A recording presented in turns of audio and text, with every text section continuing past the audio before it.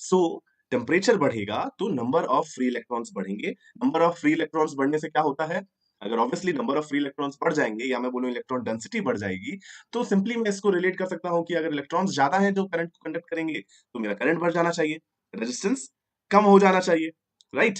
या दूसरा कंडीशन देखो, अगर आप टेम्परेचर बढ़ाओगे तो कोलिजन बढ़ जाएगा, तो उसकी वजह से करंट कम होना चाहिए। कंडक्टर्स में क्या होता है देखो, कंडक्टर्स में पहले से ही हमारे बहुत सारे फ्री इलेक्ट्रॉन्स होते हैं, राइट। समझ लो जितनी पॉसिबिलिटीज है ना फ्री इलेक्ट्रॉन्स होने की, वो पहले से ही कंडक्टर्स में है, राइट। सो इसीलिए जो इफेक्ट वन है, increase in number of free electrons का, वो इफेक्ट काफी कम हो जाता है कंडक्टर्स के केस में, राइट।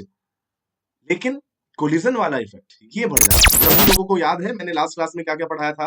लास्ट क्लास में हमने देखा था स्ट्रेचिंग ऑफ अ वायर। सबसे पहले हमने देखा था कि एक वायर की रेजिस्टेंस किस किस चीज पे डिपेंड करती है, Yeah. राइट। एंड हमने देखा था जो फॉर्मूला था हमारा वो था R is equal to rho L by A. Resistance of a wire is directly proportional to its length, it is inversely proportional to area of cross section. And जब हमने एक ये जो प्रोपोर्शनैलिटी का साइन हटाया था तो हमारे पास फॉर्मूला आया था R is equal to rho L by A, जहां रो था रेजिस्टिविटी ऑफ द मटेरियल, जो कि ऑब्वियसली सिर्फ और सिर्फ मटेरियल पे डिपेंड करता है एंड टेम्परेचर पे भी डिपेंड करता है, राइट। फिर हमने कुछ क्वेश्चंस देखे थे कि अगर लेंथ का रेशियो गिवन हो, रेडियस का रेशियो गिवन हो, and then area of cross section हम उससे निकाल सकते हैं, हमें बताना रेजिस्टेंस किस तरीके से वैरी करेगा। ये सारे क्वेश्चंस हमने किए थे। फिर बहुत इंपॉर्टेंट कॉन्सेप्ट देखा था जिसमें हम वायर को ऐसे खींच देते हैं, right. Stretching of a wire का कॉन्सेप्ट देखा था। यहाँ पे resistance is directly proportional to length का स्क्वायर होता है। अब समझो सब आसान भाषा में। इस क्लास में सब कुछ आसान भाषा में समझाया जाता है। अगर आप भी किसी ऐसे बालक या बालिका को जानते हो जिसे बातों बातों में फिजिक्स समझनी हो तो उसे ये वीडियो जरूर भेजें। होमवर्क दिया था मैंने, वो होमवर्क किस किसने सॉल्व किया है, कहा गया, ये वाला देखिए, ये वाला होमवर्क था हमारा। If wire of resistance R is stretched such that its radius reduces to half of its initial value। अब आपको बताना है कि न्यू रेजिस्टेंस कितना है, राइट। सो अगर आप लोगों ने सॉल्व किया है तो अब आप अपना आंसर वेरीफाई कर सकते हैं। देखिए मैंने क्या बताया था कि यहाँ पे आपको रेडियस का रिलेशन दिया हुआ है, लेकिन हमें क्या पता है, हमें तो बस इतना पता है कि ये वाला फॉर्मूला हमने डिराइव किया है R1 by R2 is equal to L1 by L2 का होल स्क्वायर। तो अब हम कैसे निकालें इस रेडियस के रिलेशन से लेंथ का रिलेशन हमें निकालना है। कैसे निकालेंगे, देखिए हमें पता है कि वॉल्यूम रिमेन्स कांस्टेंट ना, वॉल्यूम कांस्टेंट रहती है। देखिए वॉल्यूम क्या होता है, कोई भी सिलेंडर है जिसका मान लेता हूं लेंथ एल है एंड रेडियस जो है वो आर है, तो इसका जो वॉल्यूम होता है वो क्या होता है, देखिए पाई आर स्क्वायर एल। ये तो आप सभी लोगों को पता है। सो यहाँ पे भी वायर का वॉल्यूम सेम रहेगा, मतलब इनिशियल वॉल्यूम की मैं अगर बात करूं इस वाले वायर की, तो यहाँ पे लेंथ इसका मान लेते हैं L1 है, राइट। सो इसकी वॉल्यूम कितनी आ जाएगी, देखिए पाई आर स्क्वायर इंटू एल, ठीक है। मैं इसको इक्वेट करूं इसके वॉल्यूम से, इसका वॉल्यूम कितना होगा, देखिए pi, radius is R by two now, so pi R by two का स्क्वायर इंटू लेंथ है मान लो L2 और ये लेंथ था L1। सो पाई ने पाई को मारा, आर स्क्वायर इस आर स्क्वायर को मार देगा, तो आपको जो मिलेगा वो मिलेगा L2 is equal to 4L1, right. जो आपकी लेंथ है वो 4 टाइम्स इंक्रीज हो गई है। ये सबको समझ आया कि नहीं आया? एंड जिसने भी अभी तक इस चैनल को सब्सक्राइब नहीं किया, अभी के अभी इस चैनल को सब्सक्राइब करें and hit the bell icon, जिससे आप सारी वीडियोस टाइम पे देख सकें, राइट। सो ये वाला कॉन्सेप्ट अगर आपको समझ आ गया तो देखिए अब हमें लेंथ का रेशियो मिल गया है, अब हम डायरेक्टली ये फॉर्मूला यूज कर सकते हैं, right. So initial resistance R है तो R1 की जगह अब मैं आर पुट कर दूंगा, है ना। सो देखिए R1 की जगह मैंने आर रखा है, R2 मान लो मेरा आर डैश है, is equal to L1 by L2 का होल स्क्वायर। L1 कितना है L, L2 कितना है, मैं 4L ले लेता हूं, इसका कर दो स्क्वायर, L ने L को मारा, ये हो गया 1/16, तो ये R डैश आ गया आपका 16 टाइम्स ऑफ इस इनिशियल, सज्जन को क्या तकलीफ है भाई? है ना। तो जब भी आपको लेंथ के अलावा कोई रिलेशन गिवन हो, उसमें आप क्या करेंगे, उसमें आप सबसे पहले तो लेंथ का रिलेशन निकालेंगे by equating volume as constant, volume नहीं बदलता है, राइट। यही आपका एक कॉन्सेप्ट है इन सभी टाइप के क्वेश्चंस में। सो आई होप आपको ये वाली बात तो समझ आई होगी। चलिए अब बात करते हैं हम आज के टॉपिक पे, जो कि है temperature dependence of resistance. Okay. Thank you. Resistance आप जान चुके हैं, कुछ और चीजें पढ़ने वाले थे हम आज की क्लास में, है ना। सबसे पहला टॉपिक है टेम्परेचर डिपेंडेंस ऑफ रेजिस्टेंस, है ना। तो अब जरा ध्यान से मेरी बात को सुनिए, जब टेम्परेचर बढ़ाया जाएगा, राइट, तो क्या क्या चीजें हो सकती हैं। देखिए दो सिनेरियोज हो सकते हैं टेम्परेचर बढ़ाने से, मैं यहाँ पे दोनों को मार्क कर देता हूँ। एक कि देखिए जब आप टेम्परेचर बढ़ाएंगे तो आप एक्चुअली इलेक्ट्रॉन्स को एनर्जी देंगे, राइट। टेम्परेचर बढ़ने से क्या होता है, जो इलेक्ट्रॉन्स होते हैं वो एनर्जी ले लेते हैं, उनकी काइनेटिक एनर्जी बढ़ती है, राइट। एंड काइनेटिक एनर्जी बढ़ने की वजह से कुछ इलेक्ट्रॉन्स जो अपने आउटर मोस्ट शेल में थे थोड़ी सी एनर्जी लेके वो फ्री इलेक्ट्रॉन्स में कन्वर्ट हो जाते हैं, अपने उस शेल से बाहर निकल जाते हैं, राइट। तो एक तो हो सकता है कि more free electrons will get created, है ना। तो एक तो यहाँ पे मैं केस का नाम लिख देता हूँ, इधर एक सेकंड यहाँ पे लिख देता हूँ, increase in number of free electrons, ये हो सकता है एक तो, है ना, increase in number of free electron. एक तो ये सिनेरियो हो सकता है।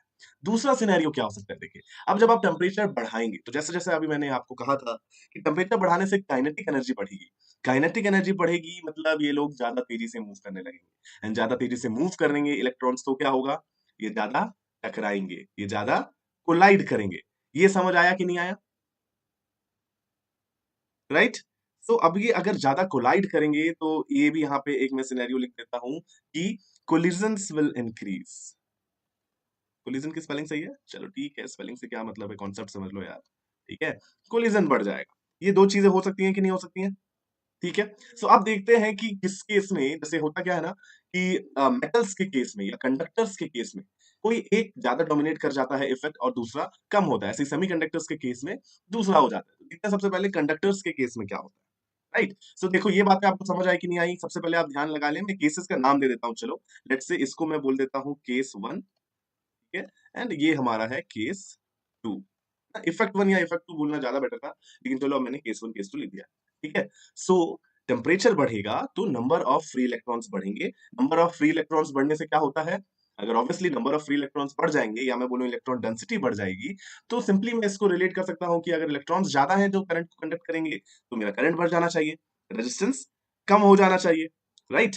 या दूसरा कंडीशन देखो, अगर आप टेम्परेचर बढ़ाओगे तो कोलिजन बढ़ जाएगा, तो उसकी वजह से करंट कम होना चाहिए। कंडक्टर्स में क्या होता है, देखो कंडक्टर्स में पहले से ही हमारे बहुत सारे फ्री इलेक्ट्रॉन्स होते हैं, राइट। समझ लो जितनी पॉसिबिलिटीज है ना फ्री इलेक्ट्रॉन्स होने की, वो पहले से ही कंडक्टर्स में है, राइट। सो इसीलिए जो इफेक्ट 1 है, increase in number of free electrons का, वो इफेक्ट काफी कम हो जाता है कंडक्टर्स के केस में, राइट।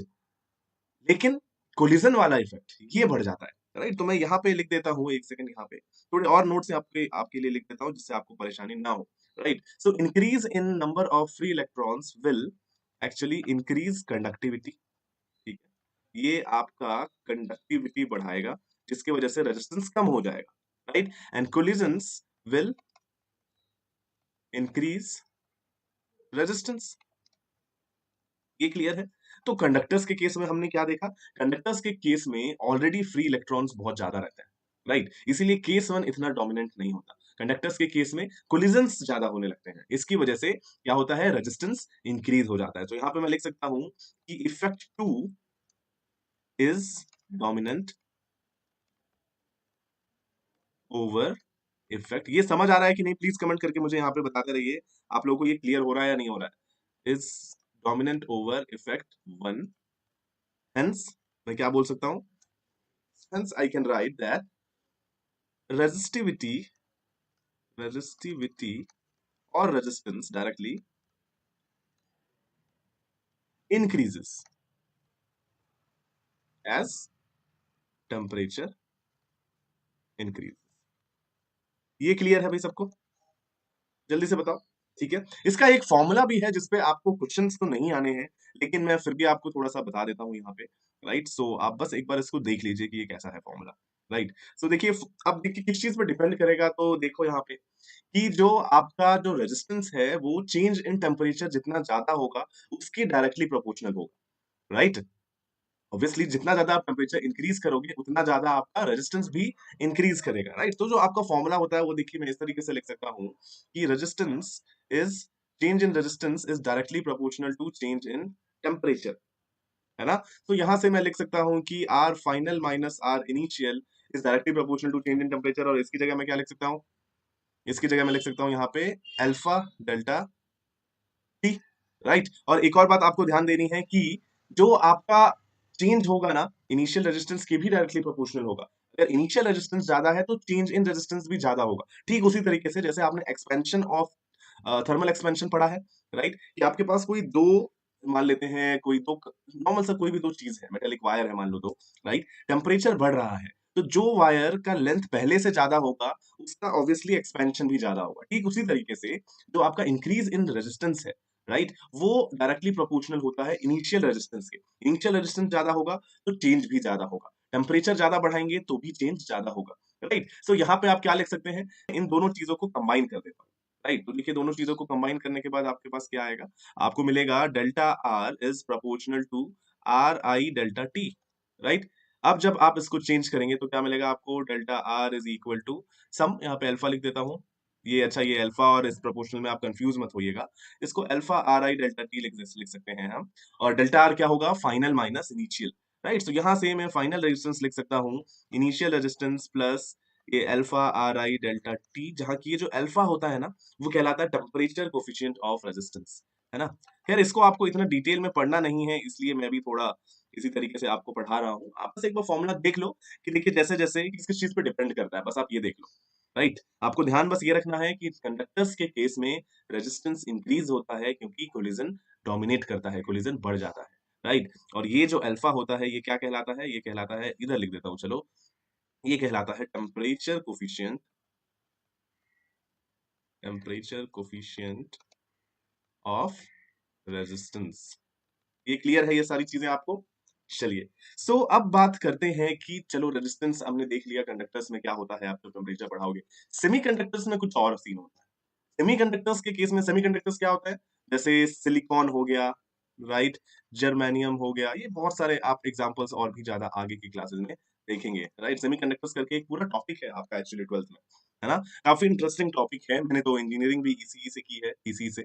सो उसमें सेमीकंडक्टर्स के पूरे पूरे पूरे सब्जेक्ट से, राइट, खूब सारी पढ़ाई की है हमने सेमीकंडक्टर्स की। खैर तो काफी बड़ा टॉपिक है ये सेमीकंडक्टर एंड सॉलिड स्टेट्स ये सब, लेकिन फिलहाल के लिए आप बस इतना जानिए कि सेमीकंडक्टर्स में सीन क्या होता है। रूम टेम्परेचर पे की अगर मैं बात करूं तो रूम टेम्परेचर पे इतने ज्यादा फ्री इलेक्ट्रॉन सेमीकंडक्टर्स में नहीं होते, राइट, जिसकी वजह से इनका कंडक्टिविटी थोड़ा कम रहता है। लेकिन जब आप टेम्परेचर बढ़ाते हो तो उस केस में क्या होता है, ये कुछ और इलेक्ट्रॉन्स जो है हमारे वो आ जाते हैं इसमें कंडक्टिंग जोन में, राइट। आप इसको डिटेल में पढ़ेंगे तो आप बहुत सारी चीजें पढ़ेंगे, वैलेंस बैंड क्या होता है, कंडक्शन बैंड क्या होता है, राइट। ये सारी चीजों पे अभी मैं नहीं जाता हूँ इतना डिटेल में, फिलहाल आपको जरूरत नहीं है, जब जरूरत होगा तो डिटेल में पढ़ेंगे, राइट। तो सेमीकंडक्टर्स के केस में बस आपको ये ध्यान रखना है कि इसमें जो सेकंड इफेक्ट था, जिसमें क्या था कि number second effect collision, right, और फर्स्ट इफेक्ट क्या था, फर्स्ट इफेक्ट था हमारा increase in number of free electrons. तो इसमें फर्स्ट इफेक्ट डोमिनेट कर जाता है, राइट। तो यहाँ पे लिख देता हूं, in case of semiconductors, in this case effect 1 dominates. Effect 1 सबको याद है, नहीं याद है जो बाद में देखना शुरू कर रहे हैं इस वीडियो को, वो पीछे जाके बाद में देख लेंगे कि इफेक्ट 1 क्या था, राइट।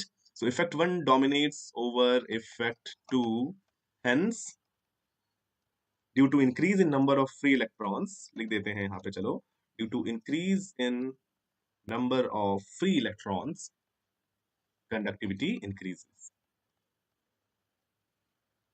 कंडक्टिविटी बढ़ेगी या मैं क्या बोल सकता हूँ, रेजिस्टिविटी डिक्रीज हो जाएगी, ठीक है। ये सबको समझ आया या नहीं आया। और मैं बोलूं यहाँ पे कि रेजिस्टिविटी भी डिक्रीज हो जाएगी, रेजिस्टिविटी डिक्रीजेस। ये सबको समझ आया या नहीं आया, जल्दी से मुझे यहाँ पे कमेंट करके बताइए। सारी चीजें देखो जो मैं पढ़ाता हूँ समझ आती है नहीं आती आप लोगों को, कमेंट करके बताया कीजिए अगर आपको सब कुछ अच्छे से समझ आता है तो। ठीक है, समझ गया। इन बच्चों के लिए हम पेड़, पानी और ये जो ग्लेशियर बचा रहे हैं? मैं तो कहता हूँ ग्लेशियर को पिघल जाने दीजिए, डूब के मर जाएंगे। पाठशाला से आज आधे घंटे पहले छूटे, कारनामा होगा जम के, घुटने टूटे या फूटे। आज खाना है लीची, खेतों से तोड़ेंगे भुट्टे। आज जाना घर नहीं जल्दी, माँ गुस्सा हो या रूठे। इन्हीं सोच में होके मगन चलता रहा अपने रास्ते पे, उड़ चला था मैं नील गगन, भले पीठ पे भारी बस्ते थे।